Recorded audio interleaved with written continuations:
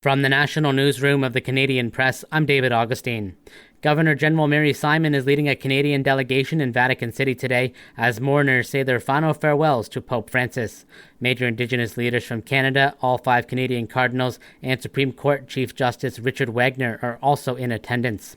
Francis is being remembered as a pope that was dedicated to building bridges and offering compassion to marginalized groups during his 12-year papacy.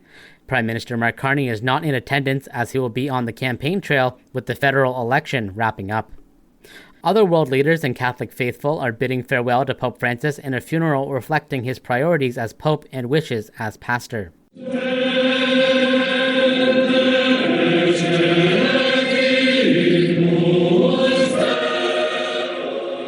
Although presidents and royalty are attending the Mass in St. Peter's Square, prisoners and migrants will welcome him into the Basilica across town where he will be laid to rest.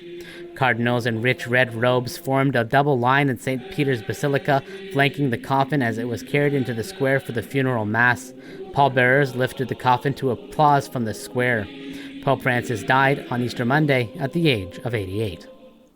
Well, back here at home, federal party leaders have busy itineraries today in one of the final days of the election campaign. Liberal leader Mark Carney is set to spend much of the day in the Greater Toronto area, first holding a media availability in King City, before visiting a small business in Newmarket, holding a meet and greet in Aurora, and visiting another small business in Markham.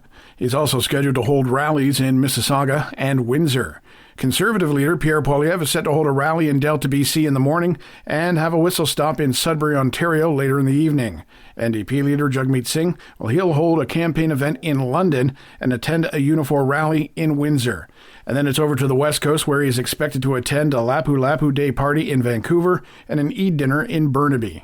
Rob Westgate, The Canadian Press. Well, Manitoba's progressive conservatives are set to announce who will take up the reins of party leadership today. Former CFL player Aubrey Khan and longtime party board member Wally Doddridge are the 2 contenders. The leadership campaign has lasted for several months and saw the 2 candidates offer different visions for the party's future. It's the first leadership race for the Tories since former Premier Heather Stephenson resigned since the party lost the 2023 provincial election.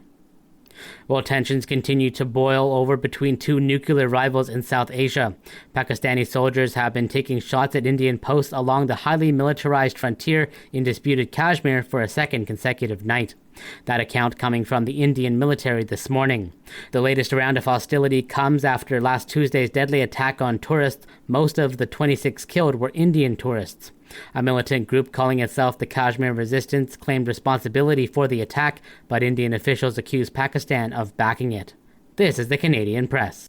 In sports, there are 4 NHL playoff games today, including what could be the final game of the Battle of Ontario between the Toronto Maple Leafs and the Ottawa Senators, as the Leafs lead 3-0. Elsewhere, the Florida Panthers hope to grab a 3-0 lead when the Tampa Bay Lightning visit. The Vegas Golden Knights are aiming to tie their series 2-2 when they visit the Minnesota Wild, and the Colorado Avalanche host the Dallas Stars, trailing the series 2-1. There are 2 games in the Professional Women's Hockey League today as the 6-team circuit returns to action.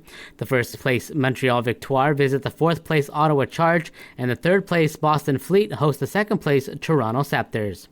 On the diamond, the Toronto Blue Jays, who snapped the 5-game losing skid with a 4-2 win over the Yankees last night in New York, will send right-handed pitcher Kevin Gausman to the mound in the Big Apple today. And Toronto FC will look for its first home win of the Major League Soccer season today when it hosts New York City FC at BMO Field. From the Canadian Press, I'm David Augustine. Thanks for listening. Don't forget to follow and subscribe. For more of today's top stories, visit thecanadianpressnews.ca.